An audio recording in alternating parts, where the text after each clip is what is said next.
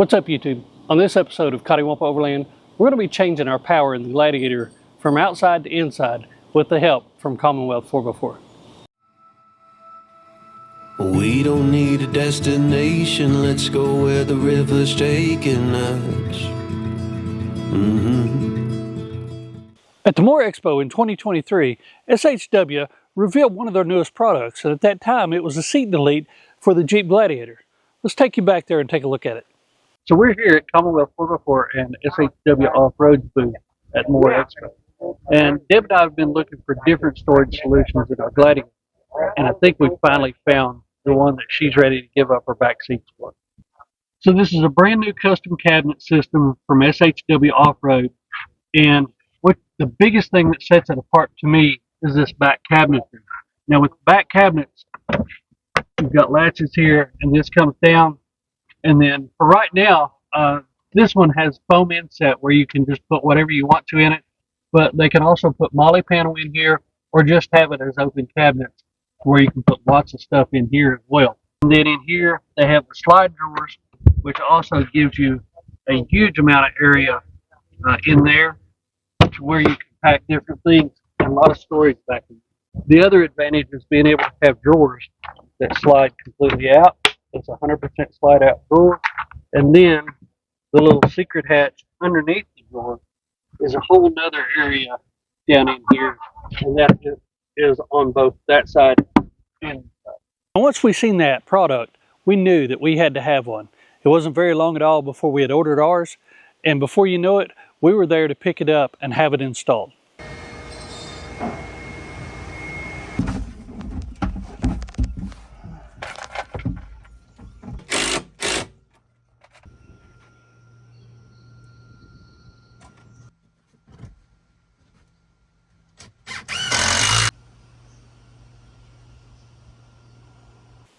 Now that we've had the SHW Seat Delete in here for a little over a year, it's time to change a few things up to be able to maximize its potential. Last year we put a house battery in the back of the Smart Cap, and it worked very well right up until winter time, and that's when we started seeing problems. While the battery had a heated blanket in it, the Red Arc 1225, once it hit 32 degrees, it would no longer put out a charge. So last winter when it was cold, we struggled to be able to get charge back into the house battery. Well, we wanted to change that, and we want to take the house battery, for lack of better saying, in-house. We're going to take it out of the Smart Cap, and we're going to put it down inside the SHW Seat Delete that we have in the back of the Gladiator. Now, while doing that, we're going to upgrade a couple things. We're going to go from a standard 100 amp hour LiPo battery to 2 of these 100 amp hour mini LiPo 4 batteries from WattCycle. These are great little batteries. They're A+ cells. They have high temperature, low temperature sensors. They have overcharge, undercharge sensors, all of the stuff that you would get out of a higher end battery, but at a fraction of the cost. We're going to stick with the Red Arc as far as the DC to DC charging and the solar input, and that's what we're going to use with the DC 1225 that we already had. The next thing that we're going to do is we're going to add a little bit of AC power to inside the truck, and with that, we're going to use a Renogy 2000 watt inverter. It's a pretty big inverter, and I think that it will do everything that we need to do. So beyond that, here we have also a smart battery monitor that will be able to monitor all of this input and output through our phone app from Red Arc. And the rest of the stuff that you see here is just various fuses, breakers, wiring, and we're here with Clay at Commonwealth 4x4, and we're going to get started on this project. Inside the SHW Seat Delete, you have a huge amount of storage. Now we've got all of the compartments open and everything so we can work on it, but this just kind of gives you an idea of the cavernous storage that you have here. You've got all of this area, and it comes in all the way over into here. You've got this big deep area here. You've also got a big deep area here, and the same on the other sides. Where we're going to put all of our stuff is we're going to set the batteries in right here, and then we're going to mount the BCDC 1225 from Red Arc up here. From there, we're going to run our wiring down, and just over here behind the front seat is where that big Renogy 2000 watt inverter is going to live. So all of it should be very hidden, compact. It's not going to take up a whole lot of room, and we're still going to have a lot of storage space back here.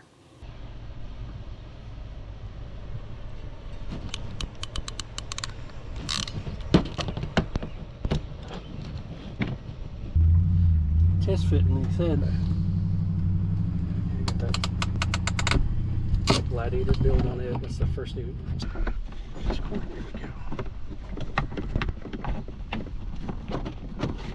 we go. The trailer when you're pulling it. I've got a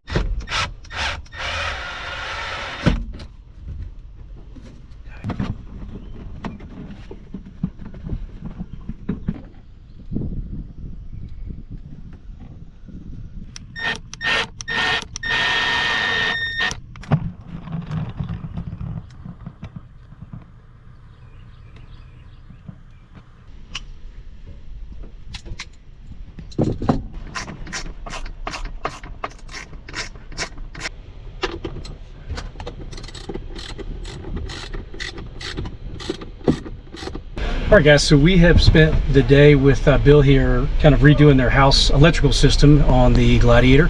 So what we did is we started with running all new cable from their starting battery back to kind of our setup that we'll go through with you here. And what we've done is we've run power, of course, from their starting battery back to a Red Arc BCDC 1225. So this little box you can kind of see up here, this black box, that is a DC to DC charger that Red Arc makes.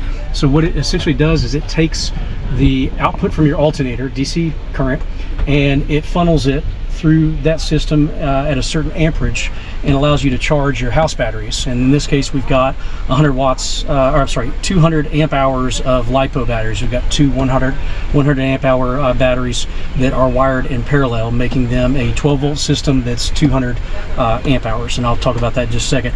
So with the built-in solar controller in the BCDC, what it enables you to do is you can use a standalone solar panel, a freestanding, and just plug it in, and it will allow you to charge these batteries when you're set up at camp, at the beach, anywhere like that. And then again, if you had rigid panels that were mounted on the vehicle or on a trailer and they're fed into the system, it will prioritize solar and charge with solar as you're driving, which is kind of neat. So we go from the BCDC system as the first part of the charging system. We've also incorporated a smart battery monitor, which is a new product from Red Arc. And the neat thing about this is that before, to get some of the functions from their Red Vision, which like this app right here that's on Bill's phone, this is kind of neat because with this smart battery monitor, we now have the Bluetooth capability to where he can log in and check the charge rate on the batteries, where that charge rate's coming from, if it's coming from the vehicle, if it's coming from solar. It'll give you your amount of output, and then we're in the calculation mode right now, but once this has had some time to calculate, it'll actually tell Bill how much of that 200 amp hours he's used and where his charge rate is. So there's a lot of great information that can come from that. That's a new system that Red Arc come out with that allows the BCDC to now kind of be a smart device, as to where before you had to spend a lot of money on something like the Manager 30 that came with Red Vision and the screen. Now you can do it with the BCDCs, which is kind of great. So after the smart battery monitor, what we've done is we've come out, we have all of our wiring and everything's done correctly here. A lot of it is hidden down below, which you'll probably see in some of the other video, but we have our smart battery monitor. We've got a negative and positive bus bar down in here that feeds power to the rear of the Gladiator. So for all their power needs in the bed, such as their refrigerator, he's got some bus bars back there. He can feed USBs, he's got his air compressor. So now he'll have the ability to run all those electronics and all those accessories in the bed of the Gladiator will be run off of the house batteries and not his starting battery, which is always nice too, because we've got a lot more stored power in these than we do up in his starting battery there. Battery wise, this is kind of cool. He's got these two mini 100 amp hours, and you know, most of your 100 amp hour batteries for a long time have been a Group 31 or a Group 24, which is still a pretty good size battery. Those are some of your same sizes that you would use for starting batteries in vehicles. Well, now we've got these smaller batteries that we've been able to use denser LiPo cells in. So the great thing is we can store these batteries in a lot more places, as where before we may be able to get one battery in here if we were lucky. Now he's got two. So we've got 100 amp hours and 100 amp hours. inverters. The way we've wired these up is we have them running in parallel, which means that we've got positive to positive and negative to negative the way these are connected. And what that does is it basically keeps it as a 12-volt system, but it joins the 100 amp hour and the 100 amp hour and makes a 200 amp hour system. Now, all of our negatives come off of one battery, all of our positives come off of another battery, and the reason we want to split that is we want to make sure that our discharge and our charge rate is equal across these two batteries. That way one doesn't charge faster than the other, one doesn't just discharge faster than the other. It equalizes the discharge and charge rate. So that's why we've wired them the way we've done here. Some systems you may see use 6-volt batteries, so you would wire those in series, where you'd have 6 volts plus 6 volts, wire them up a way, then it would make a 12-volt system. So that gets kind of complicated. Overseas, a lot of the vehicles are 24 volts, so they're running 12-volt batteries in series to make them 24 volts. Here, we're just a 12-volt system, so they're running parallel to give us 200 amp hours. All right, so the last piece I think we'll talk about in the system we put in today is going to be this big 2,000 watt inverter from Renogy. So what we did is we mounted it to the front of the SHW Seat Delete. There's two kind of reasons that we decided on that. Number one, this is a massive inverter, so physically finding somewhere that it can reside inside of a Seat Delete or behind something is going to be challenging when you've got all these different builds and a lot of things you're carrying with you. Number two is when you're running these at higher wattage, which this is capable of running everything from, you know, simple little tools or plug-ins and pumps all the way up to, you know, a microwave or a coffee pot or a hair dryer. And so depending on what you're using, you're going to use a different level of power, of wattage. These can start to put off some heat. So we've got two external fans here, and by mounting this on the back of the Seat Delete, it's down below the front seat, so it doesn't impede you know, the driver being able to pull the seat all the way back, but it gives this a lot of real estate to breathe and actually not be confined to where you're going to, you know, cause premature death to it because it's getting too hot. So we wanted to avoid those issues, which is why we decided on this place here. One of the byproducts of that being right there, which is nice, is that you got really easy access here on the driver's side door to reach in and plug in your extension cords, your power cords. There is a USB outlet on it, and you've got, you know, of course, a on-off switch, and also the ability to run a remote switch, which is nice because then you never even have to touch the inverter. You can just, you know, turn it on from your dash or anything like that. So it's mounted to the front of the Seat Delete. It's in a great spot there. We've got 1/0 gauge running directly to our batteries here. That's the thing about any electrical system. I think it's something that's really challenging for a lot of people, is you want to make sure that you're using the right type of wire, the right gauge of wire, depending on what length, depending on what type of amps you're drawing. So there's a lot of math that's involved. It's not hard, but it is black and white, guys. You know, it's one of those things where it's not a lot of shades of gray. It's either going to be right or it's not. You can always go up size and wire, but you don't want to go down. That can cause problems. So we have circuit breakers where we need them. We've got all of our connections crimped and heat shrunk. We've got our connectors crimped and you know, making sure that they're tight. There's no play in those, and the proper gauge of wire is run throughout the system. So you know, this is ready to go. They've got a big trip, I think, planned in a couple weeks. We're excited for them to get on the road and see a lot of things, and hopefully this makes their travel a lot easier coming up as far as charging accessories, drones, cameras, and keeping stuff cold in the fridge. Wes and his guys at SHW are always improving their product, and here he is telling you about some of their latest. Hi, I'm Wes with SHW Offroad, and we specialize in vehicle organization systems, whether it be drawer systems, seat deletes, or anything like that. So this is our ultralight drawer system. We make these for multiple different vehicles. This one doesn't have a particular fit kit on it, it's just the bare system. But this is the lightest drawer system on the market right now. What makes it so cool is that it doesn't use traditional drawer slides. It's running on UHMW drawer sliders, and it comes out completely. So now, if you want to go over and set this on the picnic table with your kitchen gear, you've got everything right there. If you want to take it in the house, load it up, unload it, and then you just pop it back in. And it's got a passive latching system on it, so when you push it, it's going to lift itself up, latch into place, and it is locked. The heavier of weight you have in the drawer, the tighter it's going to lock itself in. So we also do seat deletes, and we like to think that we do them a little bit different than everybody else. So most of our seat deletes have an option for a full extension drawer on it. That way, if you've got everything stacked up on top of your seat delete and you can't get to the hatches, you can pull the drawer out and get to your stuff there, and then there's a whole nother layer of storage below the drawer that you can get to from the hatch while the drawer's open, or with 2 buttons, the drawers pull completely out and you can get to it there.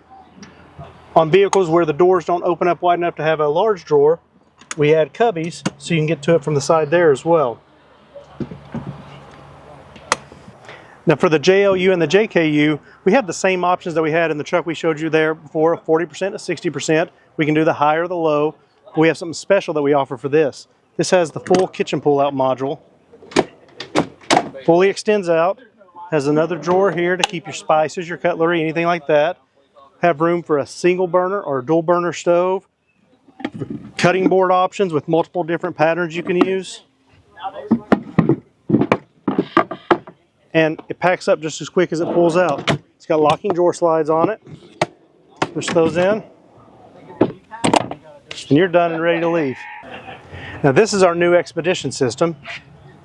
It comes with full extension drawer slides, lockout, integrated tilting fridge slides. If you're not running your fridge, you get a fully level platform, and all of our seat deletes, if you get the tall option, match up to the height of our drawer systems so you can have a full sleeping platform. Now we also have multiple options for building out an AluCab canopy camper or an Alu cabin. This is one of our more semi-custom options that you can only get through Commonwealth 4x4. It includes this drop-down pantry. So from the inside, it's a regular cabinet. You open up the doors, you can get to these shelves. From the outside, you can drop it down. And now everything's at the same height. If you have your cooking table here and your stove, you can get to all your stuff right at the right level. So if you want to find more about the products that I've shown you or the other products that we offer, check us out at shwoffroad.com. We also have an email address and phone number there where you can reach out to us to talk to us directly. Now I've got to tell you, the guys at SHW make some incredible products, and the folks from Commonwealth 4x4 do some unbelievable work. If this is something that you're interested in, be sure and reach out to those guys, SHW Offroad or Commonwealth 4x4. Until next time, see ya.